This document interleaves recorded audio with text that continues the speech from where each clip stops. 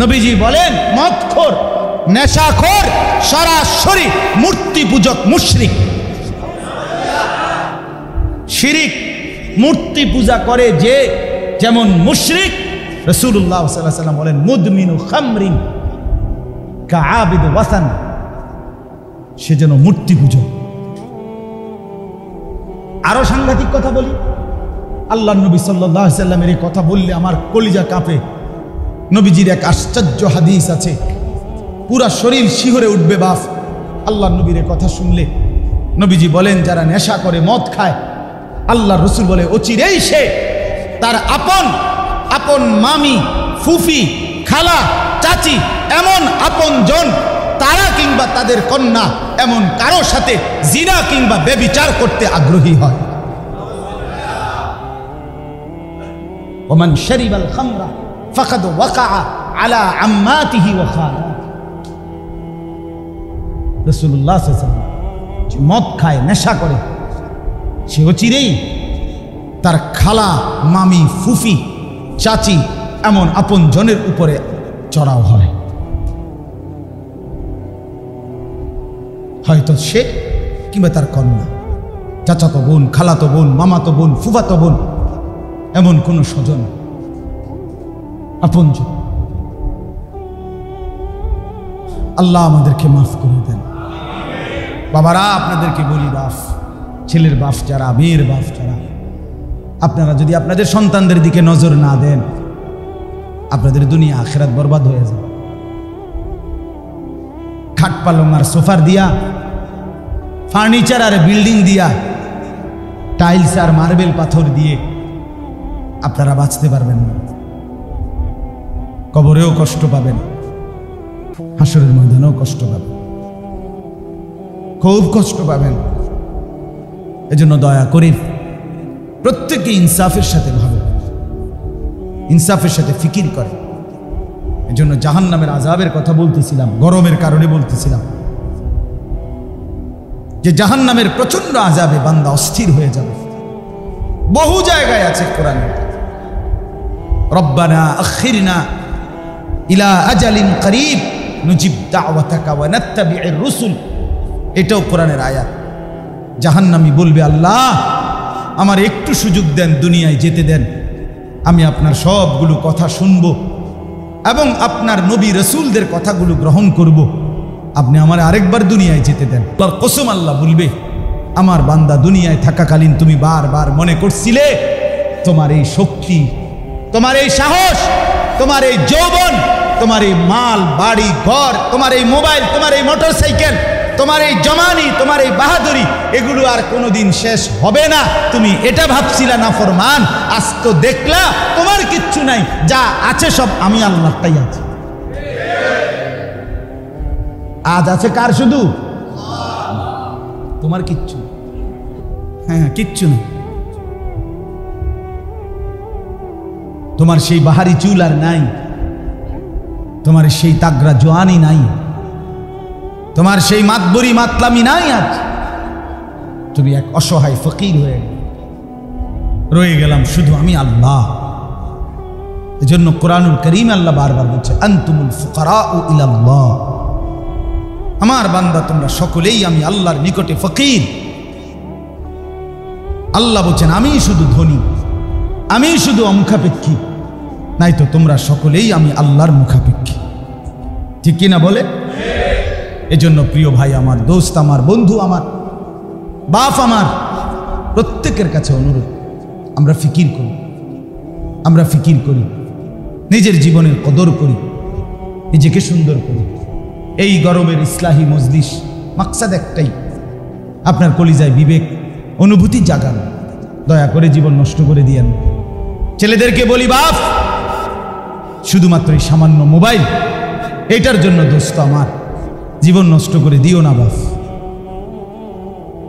একটা নারীর জন্য, একটা মেয়ের জন্য জীবন নষ্ট করে দিও না। এই পৃথিবীতে যথাসময়ে আল্লাহ তাআলা প্রত্যেককেই স্ত্রী নামে একজন নারী ব্যবস্থা করছেন, দিচ্ছেন বলেই মানব প্রজন্ম আজ এই পর্যন্ত আসছে। ঠিক কি না বলে? নারী আর পুরুষের মিলনেই সেই আদম হাওয়া থেকে ধাপে ধাপে পৃথিবীতে আজকে আমরাই মানুষ। তো এটা চলবেই। পৃথিবী যতদিন আল্লাহ আবাদ রাখবেন ততদিন নারী আর পুরুষের এই মিলন, নারী আর পুরুষের এই একত্র থাকা, এই হালাল পবিত্র বন্ধন এটা থাকবেই। এটা এত সিরাবিরা আনতে হইব, এটাকে নাজায়েজ ভাবে আনতে হবে, কোনো দরকার নাই। যেটা এমনি আসবে, যেটা এমনি। এই পৃথিবীর প্রথম বন্ধনের নাম কি? স্বামী স্ত্রী নাকি মা বাপ? আদম এবং হাওয়া প্রথম কি ছিলেন? তাহলে এই পৃথিবীর প্রথম বন্ধন, প্রথম সম্বন্ধের নাম কি? এটা একটা সম্বন্ধ না? বাবা মা, ভাই বোন, চাচা ভাতিজা, শালা দুলাভাই, নাকি শ্বশুর জামাই, এগুলো সম্বন্ধ কিনা? তো এই পৃথিবীর প্রথম সম্বন্ধের নাম কি? স্বামী স্ত্রী। আদম, আল্লাহ তাআলা প্রথম স্বামী স্ত্রীর এই বন্ধন দিয়ে ওয়াবাসা মিনহুমা রিজালান কাসীরান ওয়া নিসা, আল্লাহ বলেন গোটা পৃথিবীময় অগণিত মানুষ আমি ছড়িয়ে দিয়েছি। এভাবেই চলছে, এভাবেই চলছে, এভাবেই চলবে, যা এমনি আসবে।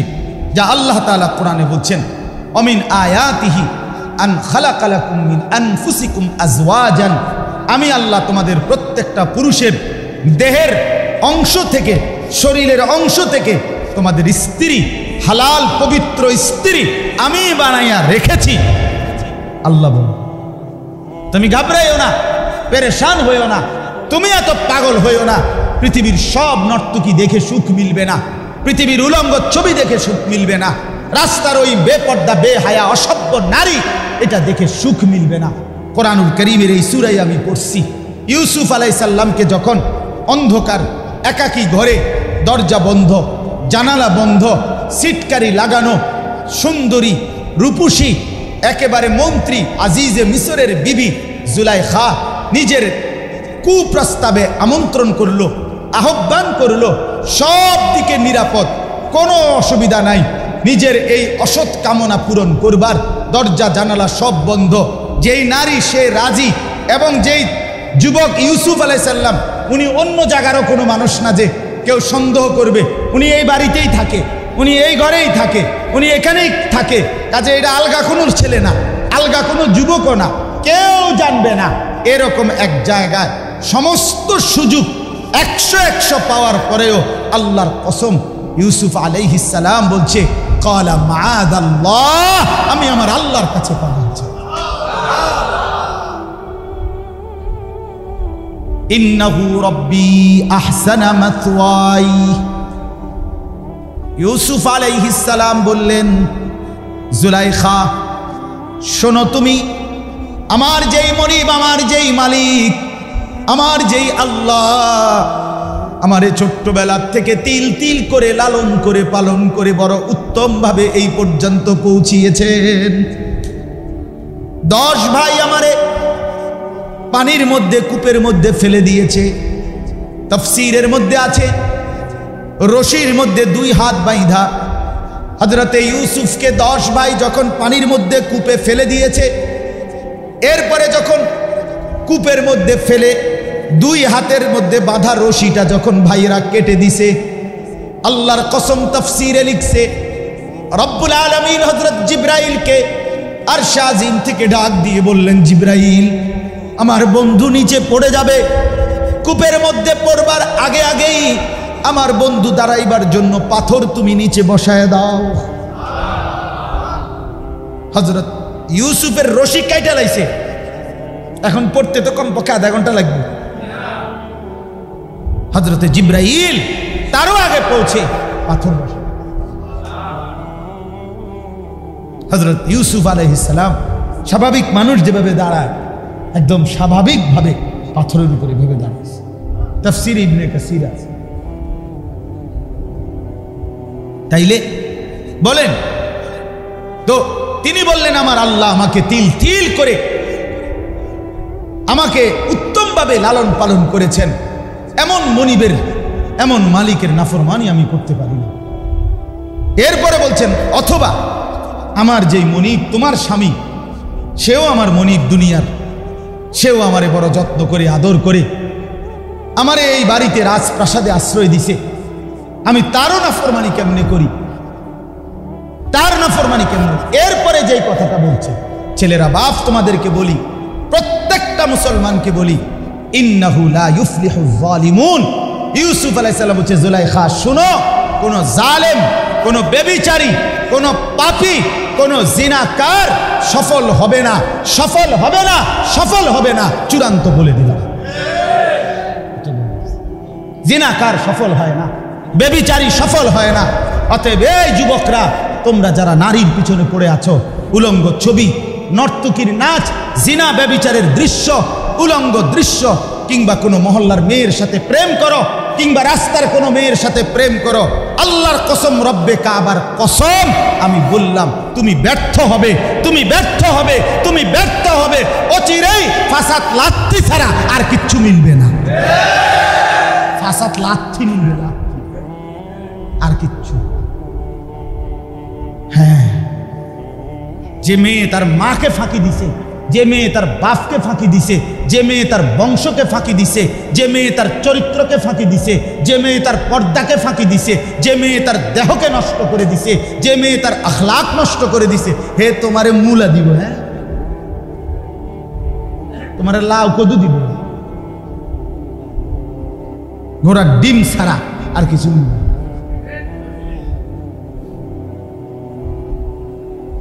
হ্যাঁ, যেন দয়া করে বোঝা দরকার, ফিকির চাই ভাইয়া, নীরবে ভাবা দরকার, জিন্দিগি যেন নষ্ট না হয়।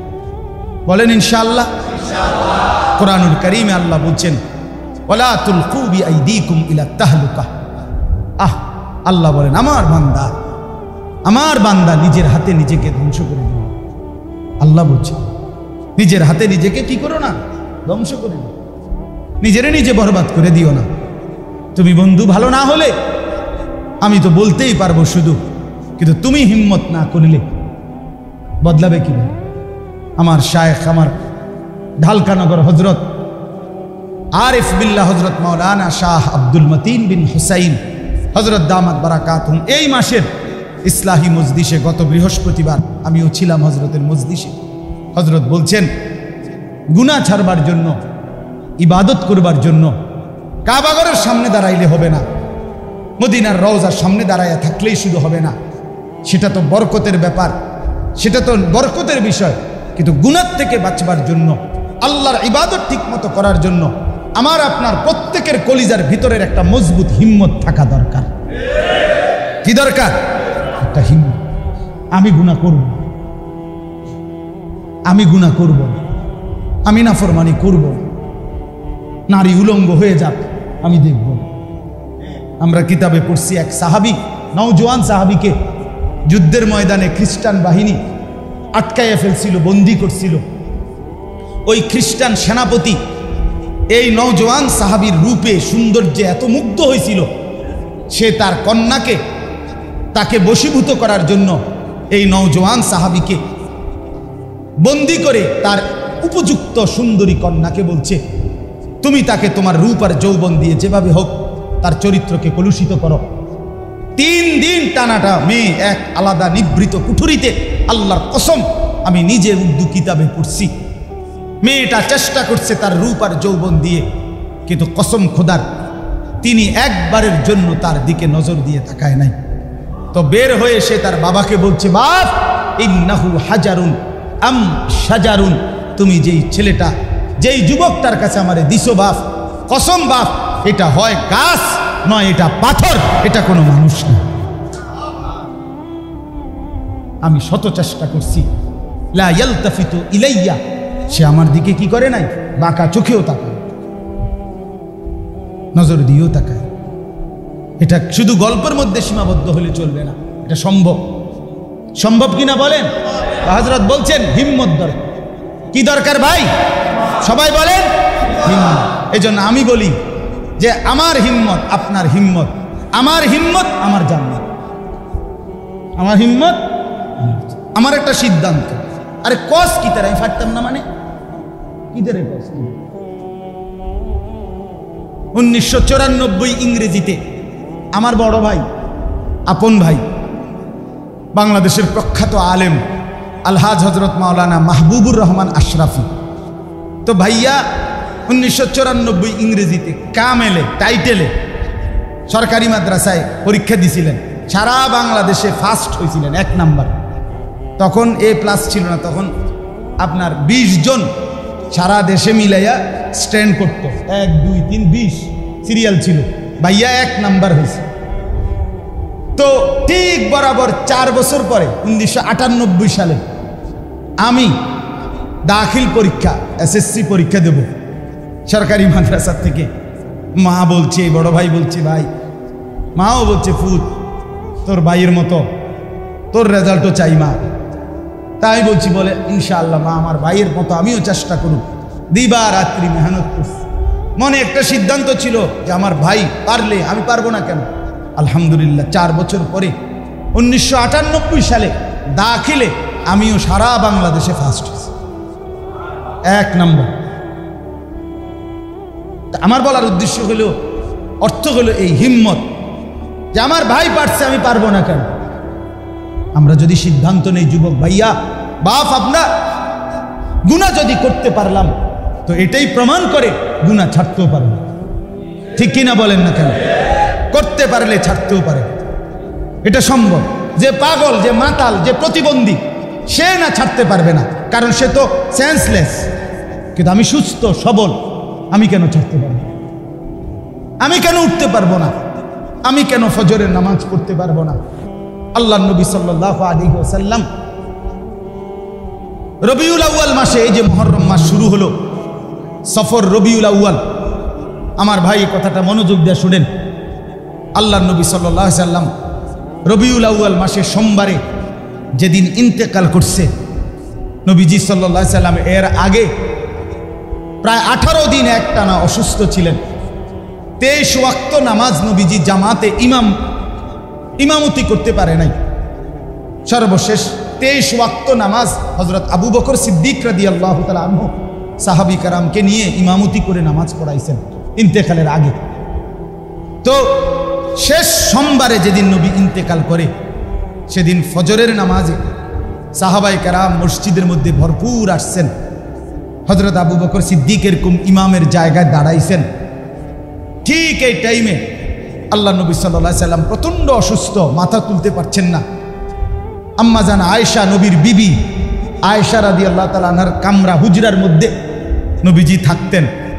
এরকম মনে করেন জানালা, এই পাশে এই যে জানালার সাথে যে রুমটা বা এটাই ছিল হুজরা।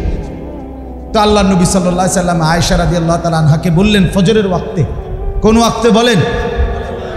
আয়েশা, তুমি আমারে কোনুর মধ্যে ঠেস দিয়া আমারে বসাও, আর আমার ঘরের হুজরার পর্দা সরায় দাও, আমি আমার সাহাবীদেরকে দেখব। তো আম্মা জান আয়েশা রাদিয়াল্লাহু তাআলা আনহা কোনুর মধ্যে হেলান দিয়ে ঠেস দিয়ে নবীজিকে বসাইছেন, হুজরার পর্দা সরায় দিছেন। আল্লাহ নবী সাল্লাল্লাহু আলাইহি ওয়াসাল্লাম তাকিয়ে দেখছেন পুরা মসজিদ ভরা ফজরের নামাজে সাহাবায়ে কেরাম, আবু বকর সিদ্দিক ইমামের জায়গায় দাঁড়ানো। নবীজি সাল্লাল্লাহু আলাইহি ওয়াসাল্লাম চোখের পানি ফেলে বললেন, আয়েশা আমার হুজরার পর্দা মিলায় দাও। আর বললেন, আয়েশা আমার 23 বছরের মেহনত সার্থক। আয়েশা, আমি এই 23টা বছর পাথরের আঘাত সয়েছি তায়েফে, 14 দিন পেটে পাথর বেঁধেছি, 3 মাস আমার ঘরের চুলায় আগুন জ্বলে নাই, আমি দাঁত শহীদ করেছি, আমি রাত নাই দিন নাই কেঁদেছি উম্মতের জন্য, সারা রাত তাহাজ্জুদে দাঁড়ায় থাকছি, সারা রাত পাপী উম্মতের জন্য কেঁদেছি। আমার সমস্ত মেহনত আজকে সার্থক, আমি আমার উম্মতকে ফজরের নামাজে মসজিদ ভরা দেখলাম। আল্লাহর কসম ভাইয়া, আমি নিজে আসসিরাতুন নববিয়্যা কিতাব সৈয়দ আবুল হাসান আলী আন-নদভী রাহমাতুল্লাহর লিখিত কিতাব, এই কিতাবে পড়ছি এটা। আল্লাহ নবী তখন বললেন, আয়েশা আমার সার্থক, আমার 23 বছরের মেহনত সফল, আমার উম্মত ফজরের নামাজ ভরপুর। এরপরেই আল্লাহ নবী সাল্লাল্লাহু আলাইহি ওয়াসাল্লাম 2 হাত আসমানে তুলে বলছেন, আল্লাহুম্মা রফিকাল আ'লা, আল্লাহ আপনি পরম বন্ধু আমার, আমি আপনি বন্ধুর কাছেই এবার যেতে চাই, আমি আপনার কাছেই যেতে চাই। মাওলা আপনি বন্ধুর কাছেই আমাকে নেন, আমার মেহনত, আমার কোরবানি, আমার শ্রম, আমার কষ্ট, আমার পরিশ্রম, আমার মেহনত, আমার রক্ত, আমার ক্ষুধার কষ্ট, সব কিছু আমি পূর্ণতা দেখলাম। আমি এবার আপনার কাছেই যেতে চাই। এরপরে ভাই আল্লাহ নবী সাল্লাল্লাহু আলাইহি ওয়াসাল্লাম এই সেদিন সোমবার দিন, বিশ্বাস করেন, আবারও বলি ভাইয়া, জোহরের নামাজের আগেই আল্লাহ নবী সাল্লাল্লাহু আলাইহি ওয়াসাল্লাম সোমবার ইন্তেকাল করছেন। নবী শেষ উম্মতকে ফজরের ওয়াক্তে দেখছেন। কোন ওয়াক্তে? ফজরের। শেষ হাসি দিছিলেন উম্মতকে দেখে, ফজরের নামাজে দেখে। সেই উম্মতের তোমরা যদি ভাইয়া দিনের পর দিন, মাসের পর মাস, 365 দিনের একটা বছরে যদি কোনোদিন তোমার মনেও হয় না যে ফজরের নামাজের ওয়াক্ত হয় কখন, ফজরের নামাজ পড়ে কখন, হায় আমার বাপ, তুমি কেমনে দাঁড়াইবা হাসরের ময়দানে? কেমনে দাঁড়াই? তুমি কি ভুলে গেছো কবর? তাহলে এই মানুষগুলো যে মারা যায় তাদেরকে কবরে দাফন করে কেন? তুমি কি ভুলে গেছো? শুনো নাই আল্লাহ নবী সাল্লাল্লাহু আলাইহি ওয়াসাল্লামের কাছে হাসরের ময়দানে সুপারিশের জন্য যেতে হবে, তো তিনি কি প্রশ্ন করবেন না? হাউজে কাউসারের পানির জন্য নবীজির কাছে যেতে হবে না? কথা বলেন না? আরে ভাইয়া বলো না, তো কার মতো চুল বানাইলা? হ্যাঁ, কার নারী দেখলা? কার নারী দেখে মজা নিলা? ফুটবলের খেলোয়াড়, ক্রিকেটের খেলোয়াড় তোমার প্রিয় হয়ে গেল? সেলুনের নাপিত তোমার প্রিয় হয়ে গেল? বখাটে যুবক তোমার বন্ধু হয়ে গেল? বলে কেমনে সুপারিশ চাইবেন? কেমনে হাউজে কাউসারের পানি চাইবেন? হযরত মাওলানা তারেক জমিল সাহেব, পাকিস্তানের বিশ্ববিখ্যাত দাঈ, দাওয়াত ও তাবলীগের মেহনত করে সারা পৃথিবী জুড়ে যিনি, তিনি বলেন হাসরের ময়দানে আল্লাহর নবী তার বহু উম্মতকে নিজের পিঠ খুলে চাদর সরাইয়া দেখাবে, উম্মত দেখ আমার পিঠ, দেখ চালনির মতো ছিদ্র ছিদ্র আমার পিঠ, মৃত্যু পর্যন্ত আর কোনোদিন পাথরের এই দাগ, তায়েফের রক্তের দাগ আর মিশে নাই। আমি এই চালনির মতো ছিদ্র ছিদ্রওয়ালা পিঠ নিয়েই কবরে গেছি। এজন্য আজকে নিয়ত করো ছেলেরা, এখানে যারা বসছো, এই দরজা বন্ধ, জানালা বন্ধ, আমরা এই মসজিদের ভিতরে নিয়ত করি আমরা ফজরের নামাজ পড়বো ইনশাআল্লাহ। সবাই বলি ইনশাআল্লাহ, দিল থেকে নিয়ত করি ইনশাআল্লাহ। পাক্কা নিয়ত তো? পাক্কা ইনশাআল্লাহ। যুবক ভাই বলো না, আল্লাহ তৌফিক দান করুন, আল্লাহ তৌফিক। হিম্মত করলে হবে, হিম্মত করলে হবে, হিম্মত করলেই হবে। প্রয়োজনে একটা বেশি আওয়াজ হয়, চায়না মোবাইল আছে কিছু এরকম, পিছন দিয়ে পুরাটাই স্পিকার, এরকম একটা বড় মোবাইল কিনো, এই 1000-1200 টাকা দিয়ে। এটা আমি কিনছি দেখে আমি বলতেছি, এটা আমার আছে বাসায়। এটা শুধু এই অ্যালার্ম বাজা, মানে সকালে ফজরের ওয়াক্তে এটা পুরো আওয়াজ, এটার আওয়াজে মানে ইউনিয়ন শুদ্ধ হয়ে যাবে, এমন বিকট আওয়াজ, ভয়ঙ্কর আওয়াজ।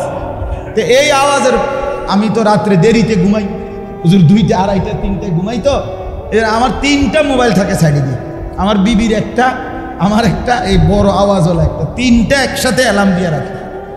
মানে আমার ঘুমের মাত্র তখন হয়তো 1 ঘন্টা 1.5 ঘন্টা হয়েছে, ঘুম লাগিয়ে আসে, তারপর আবার উঠতে হয়। তো তারপরেও চেষ্টা করে উঠি, কারণ আমাকে যে পড়তেই হবে, এছাড়া কি আমার কোনো উপায় আছে?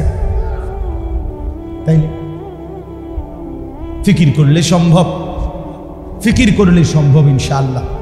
তাকওয়া ছাড়া সফলতা আসবে না, আল্লাহ ভীতি ছাড়া কামিয়াবি হবে না, সবর ছাড়া, ধৈর্য ছাড়া কামিয়াবি হবে না। সফলতার জন্য 2টা জিনিস জরুরি, তাকওয়া এবং সবর। কি বলেন? তাকওয়া মানে 3 জিনিস, 3 জিনিস। গুনাহে অভ্যস্ত না হওয়া, ইবাদতে অভ্যস্ত হওয়া, আল্লাহকে ভয় করা। গুনাহ আমি করব না, ইবাদত আমি ছাড়ব না, আল্লাহকে আমি ভয় করতেই থাকবো, এর নাম তাকওয়া, এই লোকটার নাম মুত্তাকি।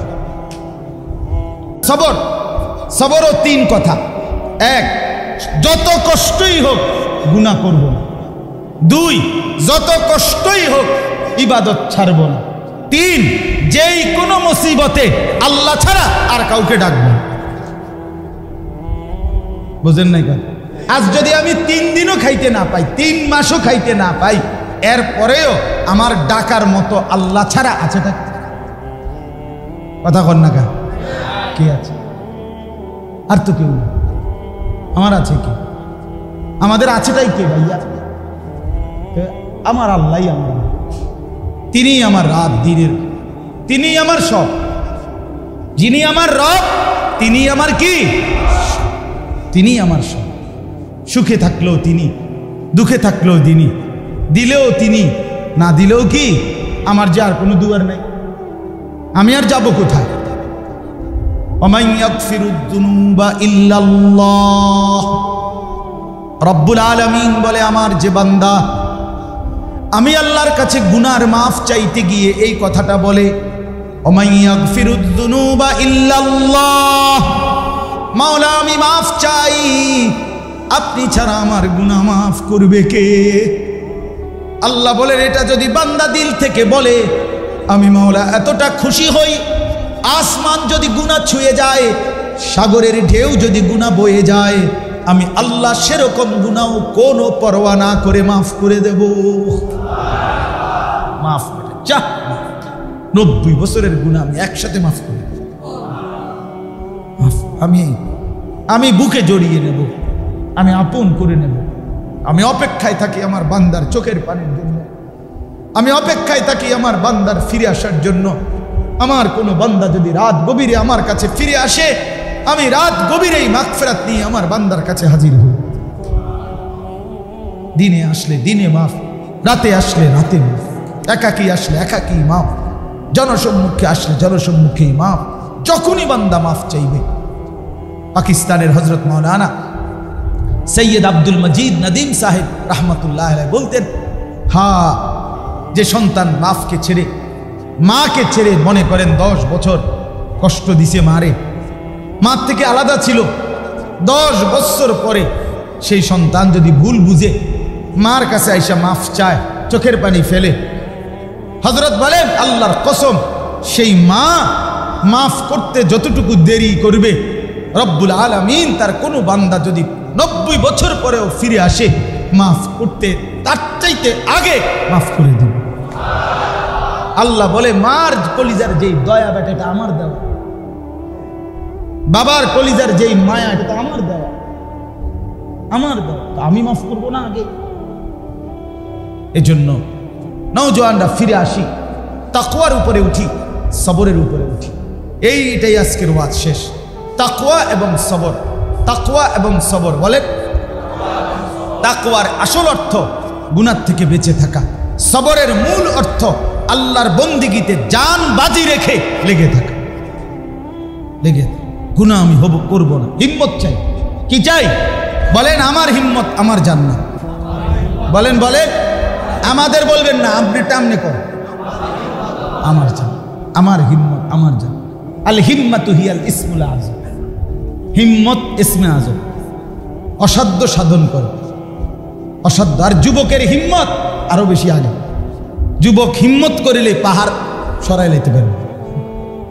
হ্যাঁ, নবীজির এক সাহাবী ছিল 16 বছরের, যায়েদ ইবনে সাবিত রাদিয়াল্লাহু তাআলা। নবীজির ইন্তেকালের পরে হযরত আবু বকর সিদ্দিকের জামানায় কোরআন শরীফ জমা করবে, একত্র করবে, সংকলন করবে, সিদ্ধান্ত হয়েছে কে করবে।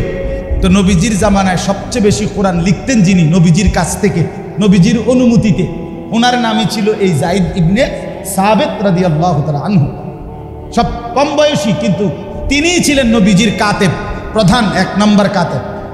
হযরত আবু বকর সিদ্দিক উনারে বলছে, এই 16 বছরের যুবক সাহাবী, যে যায়েদ, কোরআনুল কারীমের লিখিত যত ছোট ছোট 1 আয়াত 2 আয়াত 1 সূরা 2 সূরা যার কাছে যা আছে, এই সব সাহাবীর থেকে সমস্ত টুকরা সংগ্রহ করে যাচাই বাছাই করে ধারাবাহিকভাবে পুরা 30 পারা কোরআন একত্রে সাজাইবা, এই মহান কাজটা, ভারী কাজটা আমি তোমারে দিতে চাই, তুমি পারবে না।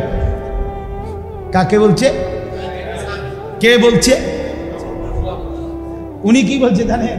কিতাবে আমরা পড়ছি, হযরত যায়েদ ইবনে সাবিত রাদিয়াল্লাহু তাআলা বলেন, খলিফাতুল মুসলিমিন, আমিরুল মুমিনিন, আপনি যদি আমার এই পাহাড়টা এই জায়গা থেকে সরাইয়া এখানে স্তূপ দিতে বলেন, আমি সেটাও করব। বলেন কি কারণ না, মানে আমি পাহাড় সরাই লেতে পারব।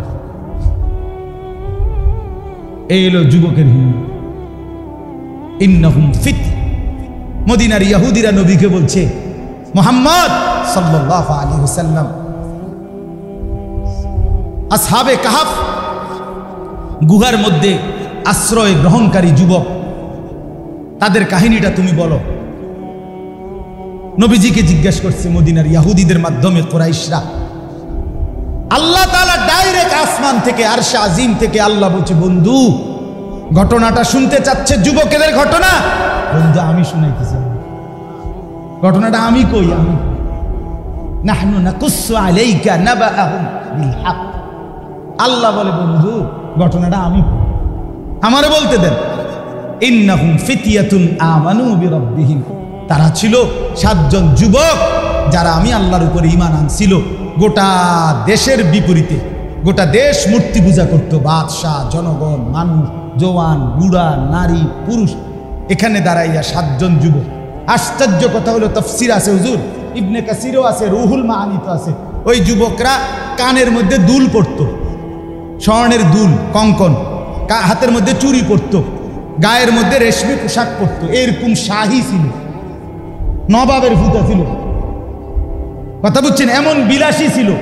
এই অবস্থায় আল্লাহ তাআলা তাদের কলজার মধ্যে ঈমান দিছে। পুরা জাতির বিপরীতে 7 জন যুবক আল্লাহর প্রতি ঈমান আনছে। হ্যাঁ, আল্লাহ বলেন, ওয়াজিদনাহুম হুদান, সেই যুবকদের ঈমান, হেদায়েত, তাকওয়া, হিম্মত, ইস্তেকামত, জান্নাতের পথ সবকিছু আমি নিজে বাড়ায় দিছি। ছেলেগুলো গুহায় আশ্রয় নিছে, গুহার মধ্যে সব পুরা দেশ থেকে আলাদা হয়ে, আর আমি আল্লাহর কাছে বলছে, রব্বানা আতিনা মিন লাদুনকা রাহমা ওয়া হাইয়্যি লানা মিন আমরিনা রাশাদা। এই 7 যুবক বলছে, আল্লাহ আপনি আমাদের উপরে রহমত নাজিল করেন, আর আমরা কি করব, আমাদের সঠিক রাস্তা, গন্তব্য আপনি বলে দেন। আমরা আসছি গুহায়, এলাকা ছাইরা, মা বাপ ছাইরা, ঘরদুয়ার ছাইরা, আমরা ঈমান বাঁচাইতে চাই, আমরা মুমিন থাকতে চাই, আমরা মূর্তি পূজা করব না। লান নাদউ মিন দুনিহি ইলাহা, আমরা আল্লাহকে ছাড়া আর কাউকে ডাকব না। মজার বিষয় হইল কি, আল্লাহ তাআলা এই 7 যুবককে আল্লাহ যেন মায়া কইরা, আমি এমনি বলি আর কি, আল্লাহ যেন মায়া করে বললেন, আচ্ছা তোমরা তো কি করবা, আমার থেকে রাস্তা চাচ্ছ, আমি বলে দিতাম, আচ্ছা কি করবা না করবে এটি পরে হইব, আগে কদ্দুর বিশ্রাম করো, চাই একটু কাইতেও চাই, একটু বিশ্রাম করো, পরে হইব, আগে হতাতে ওঠো, তারপরে একটা সিদ্ধান্ত হইব কি করা যায়। এই কথা বলে ছেলেগুলো একটু কাত হইছে। আল্লাহ তাআলা এক টানা 309 বছর তাদেরকে ঘুম পাড়ায় দিছে। ওয়ালাবিথু ফি কাহফিহিম 300 ওয়াজদাদু 9। কোরআনের আয়াত। তারা গুহায় থাকলো, ঘুমাইলো কয় বছর? তো এখন তারা চাইলো রাস্তা পথ কি করব মানুষদের জন্য, মানুষের ঈমান ঠিক করবো কেমনে, নিজের ঈমান ঠিক রাখবো কেমনে, আল্লাহ আল্লাহ করে দিল হতাইয়া। কথা বোঝেন নাই? ঘটনাটা কি? মানে যুবকরা যদি বলে, আল্লাহ আমরা চাইলাম রাস্তা, আপনি দিলেন শুয়াইয়া। আল্লাহ বলে, যুবক তোদের ঈমান আমার এমন পছন্দ হয়েছে, তোরা 7 যুবক ঈমানদার হয়েছিস, ঠিক আছে তোরা ঘুমা, তোদের পক্ষ থেকে পুরা দেশ জাতির সংশোধনের কাজটা আমি রব্বুল আলামিন করছি। 309 বছর পরে তারা উঠা দেখে ওই দেশের পরবর্তী বাদশাহ, জনগণ সব ঈমানদার, সবাই ঈমানদার, মূর্তি পূজার নাম গন্ধ। যুবকের ঈমান আল্লাহর এমন পছন্দ। এজন্য নওজোয়ান ভাইরা ইনশাআল্লাহ নামাজ পড়বো তো ইনশাআল্লাহ। বন্ধুর দিকে তাকাইও না, সমবয়সী বেটকি দিব এতে, আরে তুই নাতিস, এ শয়তান, মনে রাখবা এটা শয়তান, আস্তা শয়তান। যেটা তোমারে ঠাট্টা করবে, মস্কারি করবে, তোমারে হাসি দিয়ে উড়াই দেবে, এটা আস্তা শয়তান, এটা পুরাটাই ইবলিস, মনে রাখবে এটা। সাবধান, তুমি আলগা হও, তুমি আলাদা হও, তুমি সিদ্ধান্ত নাও, আমি জানবাজি রাখলাম, আমি নামাজ পড়বো ইনশাআল্লাহ। আল্লাহ তৌফিক দান করেন।